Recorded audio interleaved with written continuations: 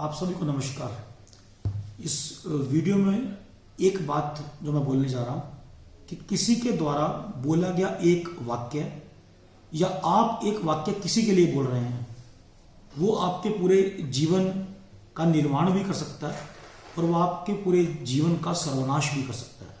बहुत ध्यान से और 2-3 बार मेरी पूरी वीडियो को सुनिएगा। कोई एक व्यक्ति किसी ज्योतिष के पास गया, उसने अपने हाथ दिखाया।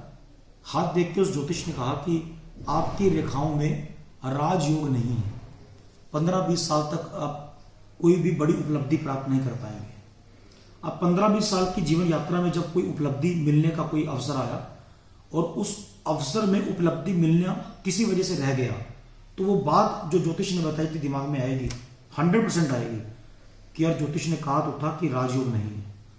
2-3 बार फिर इस प्रकार के अवसर आए आपके जीवन में और फिर किसी कारण से, अलग अलग कारणों से वो उपलब्धि जो होनी थी फिर रह गई। बार बार दिमाग में वो बात आएगी आपके कि ज्योतिष ने कहा था ऐसा नहीं होगा। इस बात का असर इसके बाद भविष्य में कहां पड़ता है।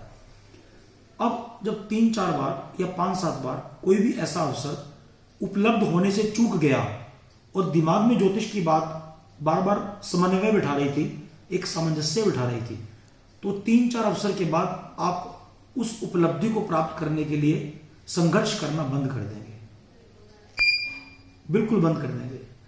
आपको यह पता नहीं था कि उन 3-4 उपलब्धियों के बाद अब अवसर मिला उपलब्ध होने का, लेकिन वो ज्योतिष की बात घर कर गई। एक पिक्चर आई थी, उसमें कहा था ना गलत नंबर लग गया, कि गोला पे कोई फिरकी ले रहा है। इसलिए वो एक शब्द आपके जीवन को उपलब्धि तक पहुंचने के लिए किए जाने वाले संघर्ष को रोकने का काम करेगा। अब इसी दृष्टिकोण को पलटकर चिकित्सा में आ जाए और जीवन में आ जाए। जब किसी व्यक्ति को या आपको कोई बीमारी हो गई, आपने एक्सपर्ट को दिखाया, टेस्ट कराया, इलाज कराया, बीमारी ठीक नहीं हुई, डॉक्टर ने और बड़े एक्सपर्ट ने, बड़ा मतलब जो बड़े इंस्टीट्यूशन में बैठा हुआ है, बड़ा मतलब जिसके पास बड़ी डिग्रियां हैं, बड़ा मतलब जिसकी अपॉइंटमेंट लेनी पड़ती है, तो ऐसे किसी बड़े के पास आप गए जो आपकी किसी एक बीमारी का एक्सपर्ट है, आप ठीक हो गए तो बात खत्म हो गई। लेकिन 50% केस में ऐसी बड़ी बीमारियां जिनके एक्सपर्ट ये बोल देते हैं कि आपकी बीमारी का इलाज संभव नहीं है, और इस बात को भी इतनी क्लैरिटी से बोलते नहीं है, वो बात को टाल मटोल कर देंगे, आपको समझ में आ जाएगा कि इलाज नहीं है।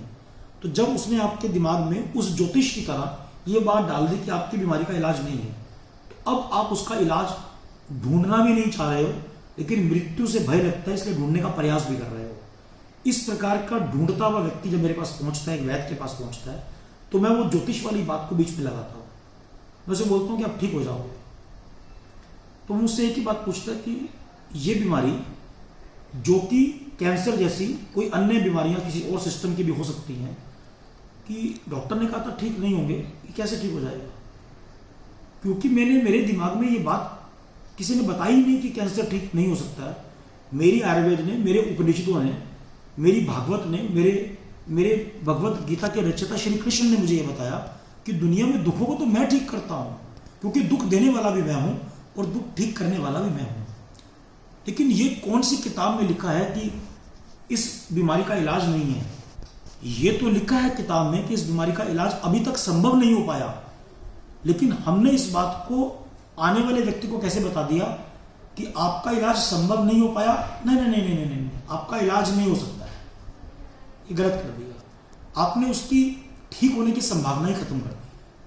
तो किसी के द्वारा बोला गया एक शब्द, वो ज्योतिष ने आपके जीवन के बारे में बोला, डॉक्टर ने आपकी बीमारी के बारे में बोला, आपके जीवन को ठीक करने से, आपके जीवन को किसी बड़ी उपलब्धि तक पहुंचने से रोक सकता है। यही बात अपने ऊपर अप्लाई करिए। जब मैं किसी को कहता हूं ऐसा नहीं हो सकता, जब मैं किसी को कहता हूं कि तू सुधर नहीं सकता, तो आपने उसकी सुधरने की संभावना खत्म कर दी। अगर मैं किसी को कहता हूं ठीक नहीं हो सकते, तो मैंने उसके ठीक होने की संभावना खत्म कर दी।